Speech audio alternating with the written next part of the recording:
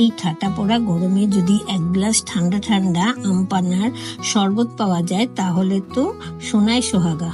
নমস্কার বন্ধুরা, কল্যাণী হাউস কিচেনে আপনাদের স্বাগত। আজকে আমি তৈরি করব আম পান্নার শরবত।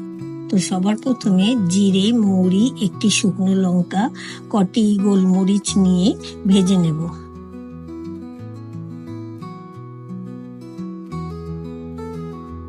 ভাজা হয়ে গেলে একটি মিক্সিং গ্রাইন্ডারে নিয়ে ভালো মতন গুঁড়ো করে নিচ্ছি।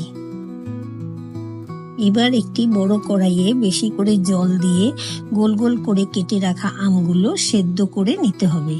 তাড়াতাড়ি যাতে সেদ্ধ হয় তাই আমি ঢাকনা দিয়ে রাখলাম। আমগুলো ভালো মতন সেদ্ধ হয়ে এলে ঢাকনা সরিয়ে একটি হাতা দিয়ে তুলে নিলাম।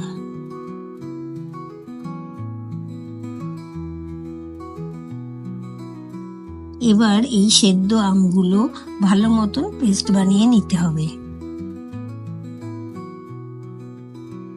ভালো মতন পেস্ট হয়ে গেলে একটি কড়াইয়ে 1 কাপ জল ও 1 কাপ চিনি দিয়ে আর 1 চামচ নুন দিয়ে আমের পেস্টটি ঢেলে নিলাম।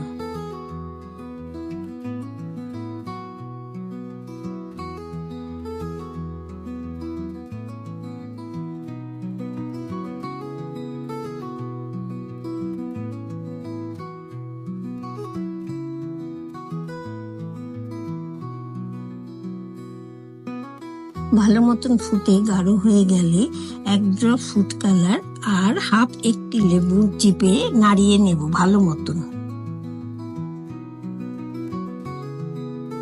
সব হয়ে গেলে একটি গ্লাসে কিছুটা বরফ আর 2 পুদিনা পাতা আর 1 চামচ চিনি গুঁড়ো আর সামান্য চাট মশলা দিয়ে আমের পানাটি 2 হাতা দিয়ে দেব।